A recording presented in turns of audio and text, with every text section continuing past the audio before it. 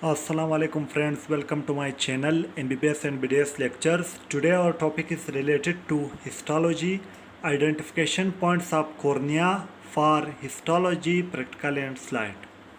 There are four identification points of cornea. Number one, cornea is lined by stratified squamous non-keratinized epithelium. Number two, bow main membrane is present. Number three, substantia propria is present. Number four, decimates membrane is present.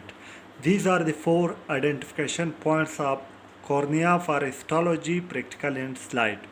I already upload the slide detailed explanation video of cornea on my YouTube channel. Go and watch that video. Now I will upload these identification points also.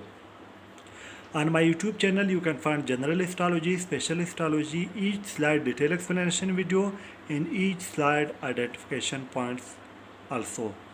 If you like my video, press the like button and share this video with your friends. If you are new to my channel, subscribe my channel by pressing the red subscribe button, and also press the bell icon to open the all notification in order to you receive my each new video notification. For watching my videos, I am very thankful to you. Thank you very much.